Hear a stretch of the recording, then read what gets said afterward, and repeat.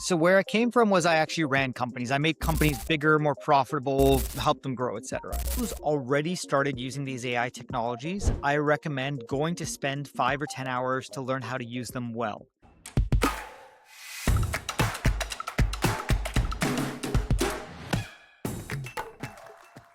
Hello, everybody, and welcome back to another episode of Marketing Inc. I am your host, Allie, and I have got an amazing guest with me today, Jain. Welcome to the show.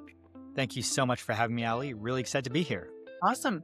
Well, for everybody who's listening or watching right now, why don't you give us kind of a brief introduction to who you are, what you do, and how you found yourself at this point in your life and ultimately your business? Sure. So my name is Nick, based in Philadelphia. My background very quickly spent about a decade on Wall Street as a professional investor, investing in billion-dollar plus deals across a variety of different industries. Then switched over to actually being an operator of private equity-backed companies. I've run a $100 million revenue trucking company, a $2 million men's shoe company, and a $10 million revenue software company. So my job has been historically running and fixing and scaling companies. Along the way, I've learned some marketing, some finance, some HR, you name it. And then about a year and a half ago, I started really getting into the AI trend of like, this is an amazing technology. Let's go learn about it. I implemented a lot of these AI technologies when I was CEO of the software company. And about 2 months ago, a business partner and I got together and said, let's go build an AI company ourselves. So our first product is basically an AI CFO. So imagine you wanted to hire that $500,000 Fortune 500 CFO. You probably can't afford him or her. They're very expensive. And so we built an AI technology that basically replicates that experience where you have a great smart advisor. And in general, we've just like bought into this AI technology as something that is truly revolutionary and enables folks to access technology that really wasn't accessible, to anyone but the richest people in the world 5 years ago. Yeah, absolutely. And so what are you doing right this second in terms of how you are helping businesses utilize AI, kind of like bridge the gap between where you came from and what you're actually doing right now? Sure. So where I came from was I actually ran companies. I made companies bigger, more profitable, helped them grow, etc. What we do now is we go to small businesses, typically between $5 to $50 million in revenue, but we have a couple smaller businesses and one startup as well. And we say, look, let us be your CFO. We will look at all of your data. This could be your marketing data, your financial data, and we'll tell you the 2 or 3 things you need to do this month to make yourself better off next month. And this could include costs you can cut. This could include new lines of business that you can enter really easily, insurance policies that you're missing, marketing channels you could optimize, really anything that will make you more money and is doable right now. So we really focus on things not that are going to take 6 months or 5 years to do, but stuff you could literally do this week that will make you more profitable next month. I love that because I do think that ultimately I would say, and this is just an assumption, you would probably know a little bit better than I would. The typical small business does not have a CFO. Is that correct? Yes. And that was exactly our premise that like, look, most businesses would love to have a great CFO but they just can't afford it, right? Like you don't want to pay somebody $50,000 a year to do a mediocre job. You want somebody really good, but they're really expensive. And that was really the business opportunity we saw, that like it is now cost effective for us to provide that same level of analytic insight and experience that you would be paying somebody $30,000, $40,000 a month for 10, a fraction of that price. Yeah, absolutely. So I know exactly how that feels. I actually hired like my first CFO organization within the last year because I had had such terrible results with so many different financial companies that I'd worked with over the years. And you're exactly right. Traditionally, they're not giving you actionable insights. They are potentially helping you with bookkeeping or with taxes, but you don't need to pay a CFO to do those things. You really need them for the strategic element, the option to how do I increase my profit, even if I don't make any additional revenue. And then obviously looking to increase revenue is a huge focus for most businesses. So how did that actually begin in terms of you developing the CFO agents? Are there certain models that you found were much more effective? Is this something that you developed that's proprietary? How is this being actually implemented on a technical Sure. level? So we have 2 delivery models. One is just a self-serve software that you log in just like you would log into HubSpot or really any or QuickBooks or whatever piece of online Gmail, whatever, right? It's a self-serve software. You connect your accounting system, and then once a month you go in, click refresh, and it tells you the 2 or 3 things you can do to make your business better. The second model is a consultative model where you are interacting with me or my business partner, and we'll hop on a call with you once a month, and we are running kind of the models on the background. Both of our delivery models are effectively using the same technology, and that technology is about well, it's 80% what I would call non AI technology, just like traditional web application stuff, and Yeah. about 20% of it is AI technology. Now we're using generic models, whatever the smartest model out there is at that specific time. We used to be using Gemini 3.1. We recently switched to Minimax 2.5, but that's not the secret sauce of the AI. For any as anyone who's really used an AI technology, there's kind of two things you want to do to make it. Well, three things. Number one, you want to pick a smart model. That's the easy part. Number two, you have to do a bunch of prompt engineering that requires a little bit of skill. And then if you actually want to make sure the AI doesn't hallucinate and it gives you like thoughtful advice that connects to your data, you have to do some technical AI engineering, which requires you to get down a little bit or a lot into the code. And so Mhm. we've obviously done all three levels. The easy part, that's the swappable. We swap it Yep. out for the smartest AI brain, but then we've spent a lot of time doing both the prompt engineering as well as the technical AI engineering so that we have something that is a lot better than if you ask ChatGPT, here's my numbers, give me some advice, or Gemini or Anthropic or whatever. Yes, definitely. Well, I don't know if everybody has seen this, but there was kind of like a big story that was going across social media recently, which was about a large corporation who'd been using AI for their financial analysis and their data. And for 3 months, they had been doing the things that it suggested. It had been taking its word as truth, only to find out because there was a little thing that someone had to investigate that wasn't matching up, which ultimately unraveled the entire thread. And they looked at everything and they had been given completely fake, made up information that they had been acting on for 3 whole months. That for a large company could have cost hundreds of thousands, if not millions of dollars, and could potentially have made some very, very serious consequences as a result. And so I think that it's one of those things where business owners, they want to utilize these technologies, but if you're going to have to oversee every single thing that this agent is doing and cross reference and double check every single thing, then is it really giving you the benefit that you're looking for? So I think you're exactly right. It's not just about using an AI model. You have Yeah. to make sure there are guardrails in place. Otherwise, you can make massive mistakes as a result. Well, so I agree, but I want to separate between kind of two things. If you're using ChatGPT or Claude or Gemini, whatever model, it doesn't really matter, and you're using it through your Chrome or through their web app or through your phone app, that's great for research and general advice. Like, what should I feed my kid when he's 1 year? I've got a 1 year old at home, right? Like, what Mhm. should I feed him? Yes. Or hey, where should I take my wife on date night? Right? Like, it's great as a smarter version of Google, right?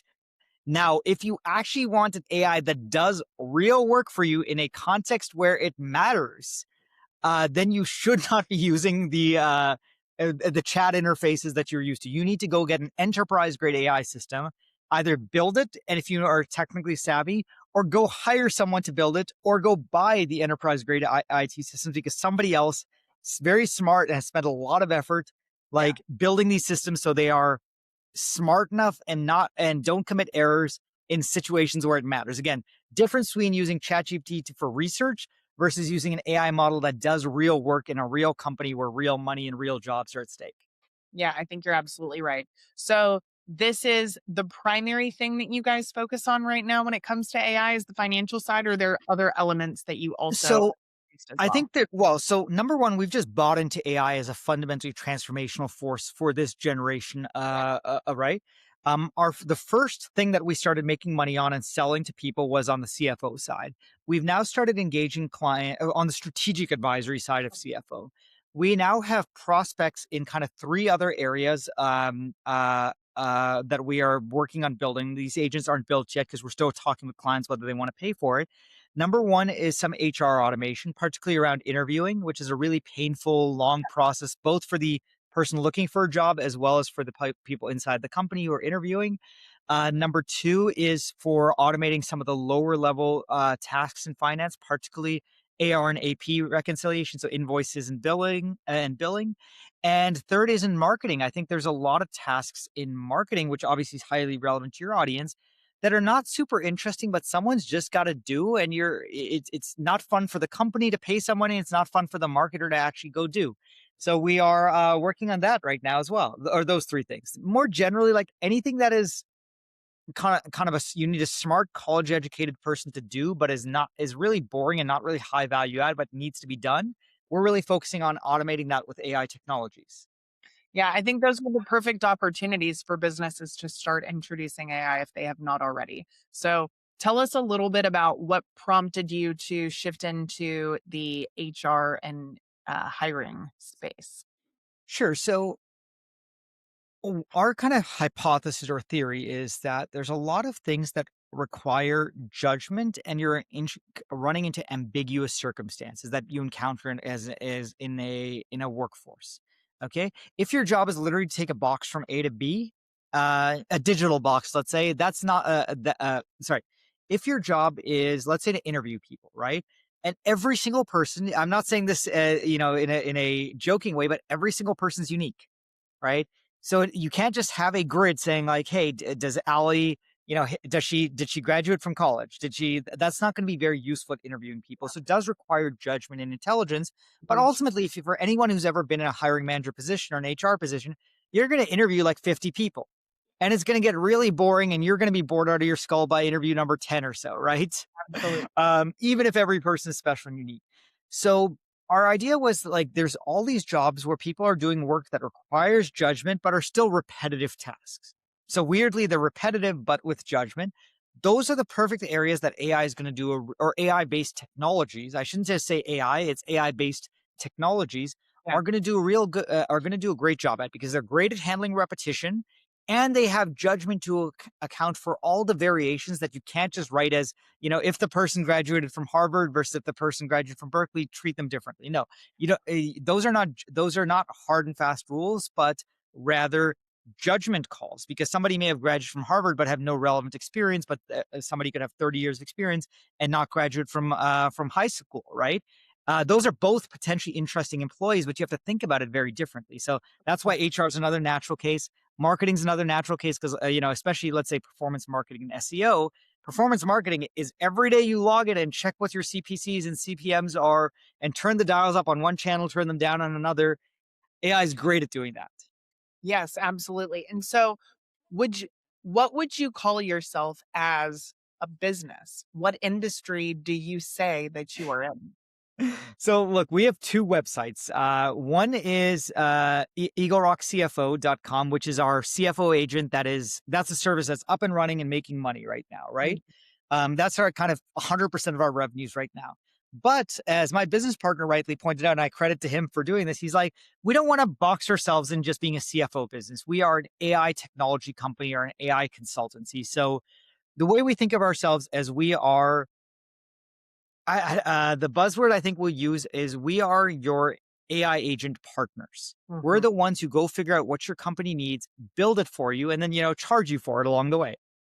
Absolutely. Well, I think this is a massive opportunity for a lot of people out there right now in general, because the truth is, if you understand AI, you understand how to implement it and how to use AI to help you understand how to implement it. There are opportunities all around you. And I think that there are a lot of people who are very scared of AI. And then you've got the other group that are very excited about AI, two dramatically different groups of people, and then you have the other group who's kind of decided that they're just going to opt out of the entire thing. But the truth is, there is not an option to opt out. It is here, it is coming, it is accelerating every single day, and you will either seek out the opportunities that it provides, or you will potentially be rendered irrelevant, whether you are an employee of a business that has not adopted AI yet but will at some point, or you are a business owner of a business who could get crushed by AI technology versions of your industry. And it doesn't mean that you wouldn't still be a viable option, but if this other company is able to operate at a fraction of the cost that your business is, it can potentially undercharge significantly. It Uh, does, and that's what we're that's our business model, right? Like, if you think about the type of advice you were giving, at least on the CFO side, that's something to get that level of advice and analysis inside, you need to be paying someone $500,000 a year, because you're not gonna get that level of thoughtfulness and insight from, a college graduate at $60,000 or even somebody who's been doing it for 20 years. You want the yeah. smartest people who've been doing it for 20 years at large companies. You can't afford that for most businesses. So our business model was, look, we are offering you that level of advice for 10% the cost or less than 10% the cost. Um, Now the good news is, at least for now, we're targeting SMBs who we're not replacing CFOs because they're not paying they don't, most of them don't have CFOs. But that certainly is, as you said, a threat to larger companies where these technologies will start to threaten those, very, very highly paid executives in a lot of roles. Yeah. So this is kind of the moment that I think people really need to be understanding this, because over the last several months especially, things have accelerated dramatically. They were already accelerating very, very quickly, and I think we certainly have gotten to a point where a much larger population of entrepreneurs at least understand how significant the opportunity is. They understand that this is no longer something that they will treat as a smarter version of Google, but that they actually should be implementing real agents inside their business to handle a variety of different types of tasks. And so, if you are listening to this, you need to decide which group you're going to be in. Are you going to be in the solution oriented group that looks at these technologies, identifies what your unique insights and skill sets are, and figures out a way to make money from those things? Or are you going to sit on the sidelines and hope that this doesn't impact you, and ultimately realize that it will, because it will come. And I think the technology is already there to replace so many people's jobs. The issue is that they're not running to switch out their traditional human workforce. They are looking for strategic opportunities to incorporate these things without making massive organizational changes. But I think honestly, like, a lot of the very large businesses are going to be slower to shift some of those jobs, those careers, those types of employees. I think smaller businesses are actually going to have a much easier opportunity to do that, because ultimately they don't have to get things approved through a board. They don't have shareholders to worry about. They don't have the massive workforce. And so, unless you are a big corporation, which most of you listening are not, you actually might be replaced or pushed out of your industry even faster, because small businesses do have a faster opportunity to implement some of these things. And so, you obviously had financial experience prior to creating this CFO based technology. What was it that made you branch out into the HR and the marketing space? Was it simply seeing the opportunity, or did you have a direct tie into those industries that you felt like, okay, this is going to be an easy segue? What was it about those spaces in particular that made you want to seek them out first? So I think it was more the direct experience. I have run HR and I've run marketing, and I both performance marketing, SEO, and a little bit less so on the brand marketing side. But I've run parts of marketing. I'm like, this part of my job sucks. And I wish I could automate it. And over time, I've written like a simple piece of code to automate parts of those jobs when I've been in them, just to make my life easier. And now is an opportunity to do so at scale. But like, those two jobs are things that I've done. They've been annoying. I was like, wouldn't it be great if I could build something for it? And sometimes I did, but now I can build it at scale and deliver a kind of productized version of these technologies rather than the random piece of code that I wrote that only works for my specific job at one specific company. I think this is really where everyone should be leaning, because I truly believe with all of my heart that every single person has a unique skill set that has been created through many, many years of their experience in whatever they have done. Honestly, sometimes it doesn't even matter what that career path has looked like. You have experience doing certain types of jobs, working with certain types of people. I don't believe there's much that can replace that. As you know, two different people can be using the exact same AI tool. One person is going to build something incredibly effective, whereas the other person might build something, but it's going to be incredibly generic and basic. The difference between those two people is likely their background, their knowledge base that can only come from real experience, because there are nuances in every single industry that make a world of difference. If you don't truly understand an industry, how it operates, where the biggest issues arise, how those issues are handled, it is so much more difficult to create a solution that actually works for people. And that's why I think this is the moment for everyone to really look at not only some of the things you said, what are the tasks that AI is just really naturally good at in general? Those repetitive tasks, those tasks that require judgment. But also, where is that magic mix of AI plus you, your knowledge, your insights, your experience, and how could that turn into the next thing for you? And maybe it's part of what you're already doing. Maybe you already run a business, you know that business very well. That'd be a great place to start. But I talk to people every single day through my coaching programs that come to me because they have an idea for something. Like, this is a business they're trying to launch. I work with a lot of existing businesses, but there are brand new business owners that I work with as well. And usually, once we really go through the process of uncovering their background and their history, what they wanna do is not actually what they should be doing. They have this really glaring opportunity sitting right in front of them, and they just can't see the forest for the trees sometimes. So I think that's a great example of how just looking at your diverse background and history, how can those things be translated into this new AI landscape? Because we we are going to have an influx of people creating things with AI, but there's going to be a big difference between the things that work really well and those that cost businesses tens of thousands, if not hundreds of thousands or millions of dollars, if they're used incorrectly.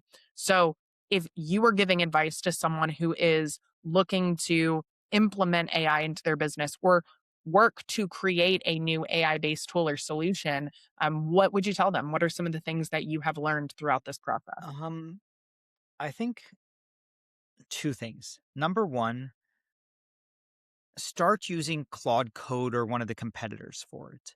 So that requires you to like Claude Code is a big black screen that interacts literally with code. And so, right, it's a little bit different than, most people are using chatbots, basically like ChatGPT or Claude or whatever, as chatbots. That's the easiest level, but you can't really do much with it. It's a fancier Google.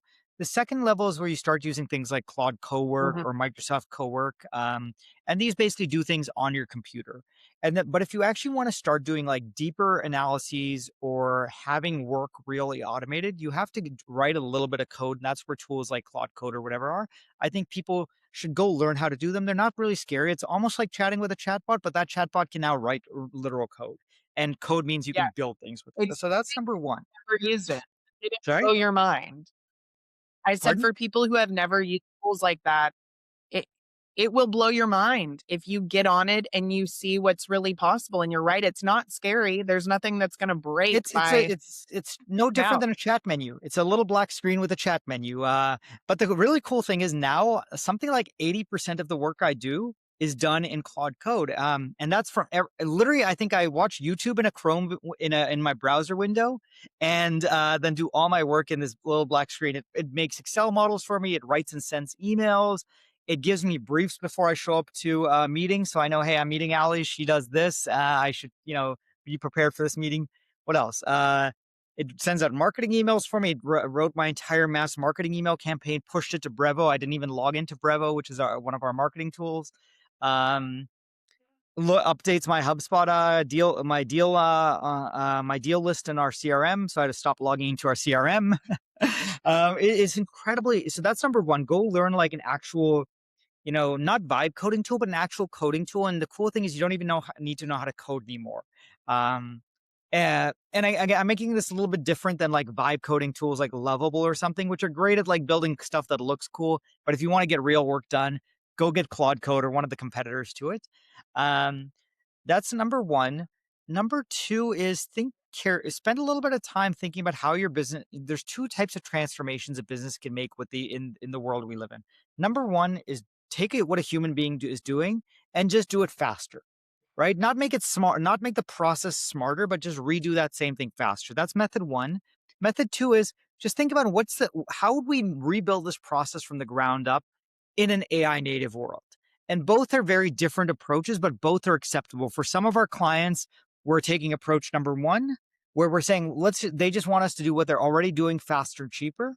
And then for others, for the example, our AI CFO is a fundamentally reimagination that instead of hiring a person who then goes and does a bunch of random work every month and very smart work, you just log into a piece of software and it says, go do these three things. So it's almost like the AI has now become the CEO's boss. And that's a very different way of thinking about it. Rather than your CFO being your advisor, your CFO or an AI agent is now the boss of the CEO.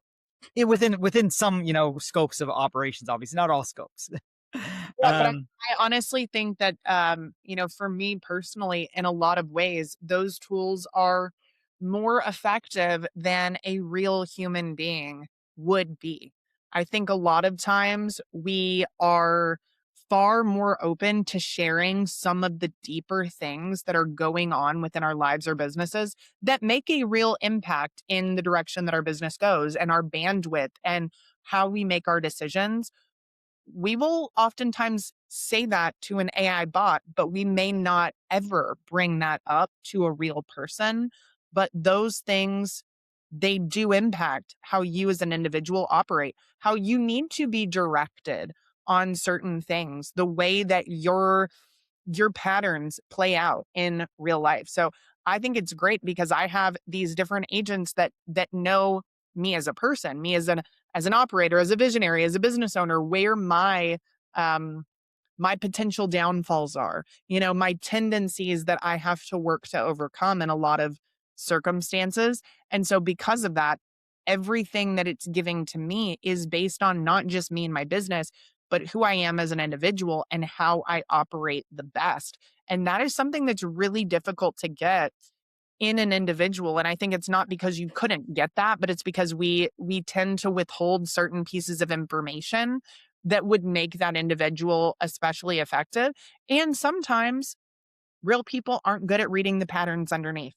You know, you could spend a lot of time communicating with a certain agent. One of my favorite things to do, just for, I guess, personal development and self awareness, is all of the different agents that I work with or conversations that I have that are really extensive, asking it to give me an overview of who I am as a person, my strengths and my weaknesses based on the conversation. Because a lot of times they're segmented based on the things that, we're doing or talking about. Um, but those are patterns that real humans rarely will pick up on. And those tools are going to pick up on it naturally and adjust and adapt the way that it communicates with you based on what will be most effective. So I think we are looking at a real shift in the way that human beings operate. And hopefully it doesn't eliminate the desire to connect with real people, because I think that there's a lot more to life than work. So if we can have AI help us with our work, maybe we've got more time to connect with real human beings outside of it. Two quick comments there. So, number one, I'm actually terrified about people losing the ability to interact with people. We saw this, in the COVID generation that didn't go to high school. We're Mhm. seeing with people, unfortunately, dating AI chatbots. Like, I have conversations with AI Yeah, about all sorts of work related things or research things or legal things. I don't ask it to be my wife or my kid, right? But we are really terrifyingly seeing people date AI girlfriends and AI boyfriends. So that's terrifying. it But the is. second thing you were talking about, like AI, you may tell AI some, things about yourself that you don't feel comfortable telling human beings. So that is absolutely true. But kind of a word of warning to your audience. So some of the AIs, they then try and stroke your ego. Yeah. So, for example, I use Gemini for a lot of basic research things, and I programmed in my biography, who I am, and it now begins half the conversations. Well, as a Harvard MBA who's been a CEO of a company, I'm like, thank you for stroking my ego, but that is not useful. And Yeah. number two, it tries to say things that make me happy. So it's telling me that my son is going to be, uh, you know, 6 foot tall, like football player who goes to MIT. I'm like, I'm 5'6". There's no way my son is being a 6 foot tall football player, right? So some of the AIs have a unfortunate tendency to say things back that make you happy that aren't really actually good advice. So you have to be a little bit careful there. Definitely. You're absolutely right. And I think this all comes down to having discernment with using AI technologies as a whole. Whether you're using it for personal things, whether you are using it for business things, it is not always accurate. If anybody has used AI for any significant amount of time, you've already seen that. A lot of times, if you are not very educated on a subject, you won't push back on the things that are incorrect. And I think this again all comes down to why you should stay in your lane, essentially. Okay. And it's not that you can't get into new lanes, of course you can. But if you try and create a tool because you think that it'll be useful, but you have no real world experience in that space, you will rely on the AI to tell you what's best, when if you've created anything with AI, you know that you have to guide it in the development and push back on things that may not be ideal or things that are incorrect. And so if you have that fundamental knowledge on the subject that you're dealing with, you're actually going to be able to spot those inconsistencies or those falsities. And I think, again, I feel the same way. I think AI is incredibly helpful in 1,000 different ways, and I do think that there are opportunities to get insights from AI simply because sometimes we don't tell people because we fear judgment on certain things, and that prevents us from talking about it at all, which is not helpful. However, if we can see it as a way to free ourselves from a lot of these things that we don't need to be doing so that we have more ability to connect with people in person, in real life as humans. Um, I think otherwise it's going to be a very interesting future that we are going to experience. So sadly, we don't get to make the decisions on what happens. But each and every one of us can at least just be aware that there are so many pros. There are also just as many cons of how this technology can be used. And so just always really, trying to focus on utilizing it in the healthiest way, not just for yourselves, but for others around you, I think is really important.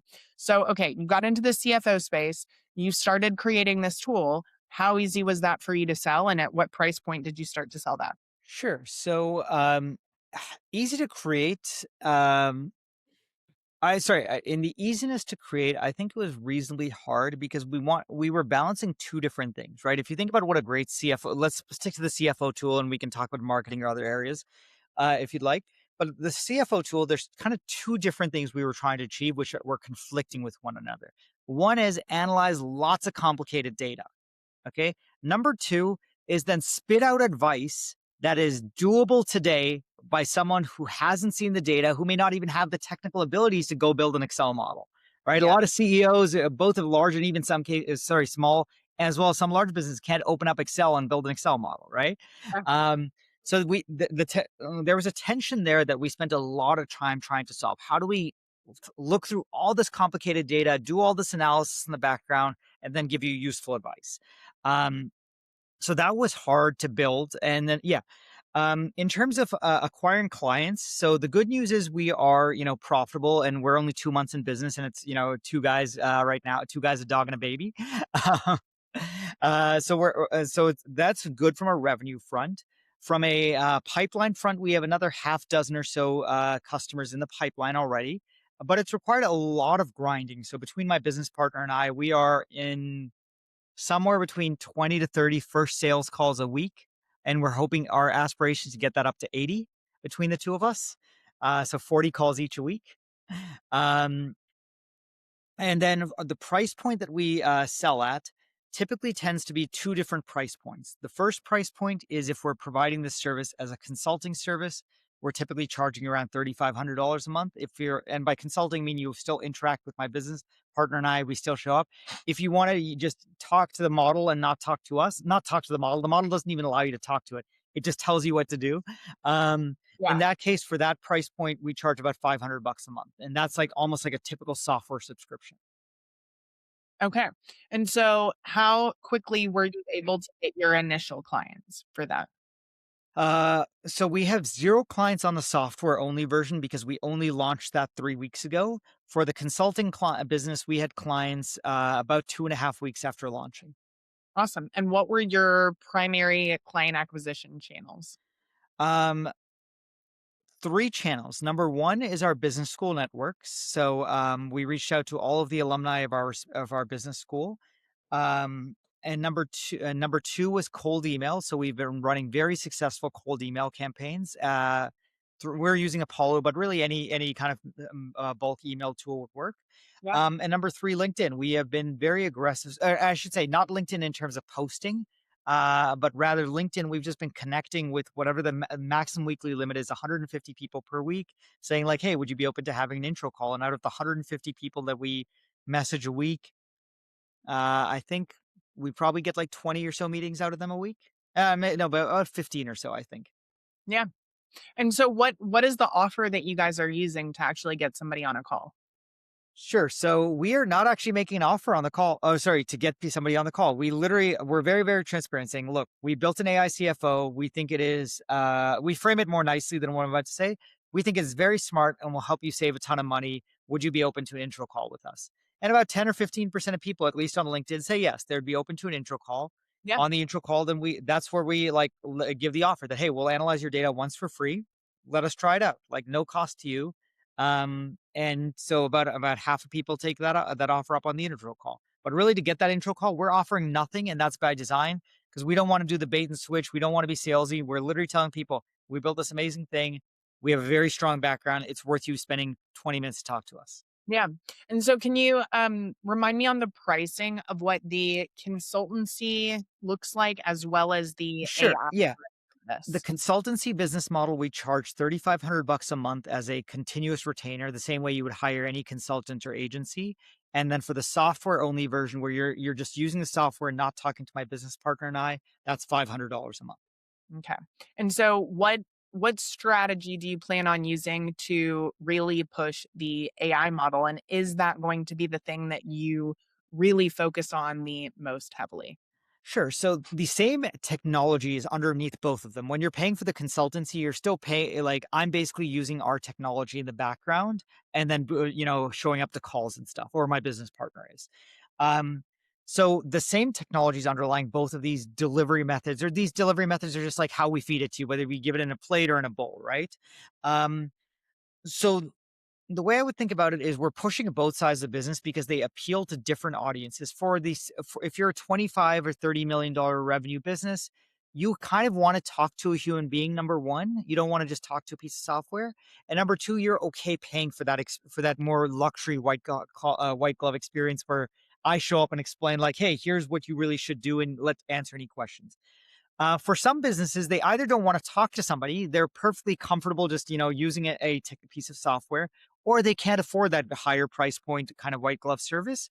And for both of those, they use a software only version. So I think we've effectively segmented our market to those who can afford it and want that white glove consultative human experience, and for those who either can't afford it or conversely they don't want to talk to a person. It's like you or I going on to our credit card website where we just want to pay the bill, but we don't want to talk to a customer service person. I just want to pay the bill, get over and done with it. And there's people like that too, and we would love to continue serving them as well. Yeah, I love it. So, what advice would you give to someone out there who has either already started to implement some of these AI tools and technologies into their business, and maybe somebody who has not actually started doing that yet? Whether this is to create their own AI tool or simply to incorporate AI into their business in a larger way, where would you encourage them to start? Okay, for someone who's already started using these AI technologies, I recommend going to spend 5 or 10 hours to learn how to use them well. Because there's a lot of things, if you pop open Claude Code or, Lovable or whatever, actually, I won't talk about Lovable. I'm not a big fan of that. Let's say you're popping open Claude Code to do like real, like, build agents. Go spend 5 or 10 hours, go take a free course on Coursera or YouTube on what are the tips and tricks to use this stuff well. Like a fun one is Claude Code. Anybody using it should create a Claude.md file for every one of their projects, plus a global Claude.md file. That way it tells you who you're basically telling the model, remember who I am, remember what my goals are, remember what this project is about, remember who my target customer is, and you don't have to tell that every time. And that's really relevant because when you're building let's say a user interface on a piece of software for a CTO, it's going to look very different than if the model thinks you're building it for, grandpa and grandma, right? And you don't want to have to it should just know that. So that's number one. If you're already using these tools, go spend 5 or 10 hours learning how to use them like a professional. And again, you can take a free YouTube course, free Coursera course, whatever. If you're someone who's totally not started to get into these technologies, I'd say two things. Ask yourself, why haven't you gotten into these technologies? Because they are there. You said it yourself. They're there. Whether you like them or not, they're there. Your competitors are using them. You should too. Fear is a pointless emotion, I like to say, right? Like fear prevents you from doing things. Paranoia encourages you to do things. You should absolutely be paranoid because your competitors are using these technologies. Yes. The second thing is like, number one, ask yourself why you're not using these technologies. Number two, download it and play around with it for 10 minutes. Will cost you $1. Less than like, what's a cup of coffee cost these days? $5? Spend $1, learn how to download these technologies, try it out for 10 minutes. If you don't like it, great, move on. But cost you 10 minutes of your life and $1. That's how easy it is to test the really powerful technologies these days. I love it. I think that's such amazing advice, and it doesn't have to be hard. It just starts with taking the first step. I think that, again, we're at this really scary but also amazing point in history where things are going to continue to change rapidly. The industries that we have always known are going to look very different next year than they do right now. And so I think the real question is, are you going to cash in on it? Are you going to be a part of the positive change and the positive benefits that can come from AI? Or will you ultimately be replaced or left behind or squeezed out of the market because your competitors are able to charge a much lower price than you are because they are using these tools and technologies to get their work done faster and cheaper? So if people want to learn more about you, more about the CFO, AI services, and those things that you can help them with, where should they go to find you? Sure. So our website is eaglerockcfo.com. You can email us directly from there. You can add time to my calendar, or if you want to check out our software, you can check it out. We offer a free version of our software as well. Obviously, we hide some of the features behind a paywall, but we do offer a free version of the software that literally takes 3 clicks and like 20 seconds to set up. Talks to your accounting system and will start giving you useful advice right away. Amazing. I think that sounds like a great tool. So definitely, if you've not done a lot of financial analysis, that's a great way to get started. Well, thank you so much for being here today. I hope you guys really enjoyed it, and I will see you back next time. Bye-bye.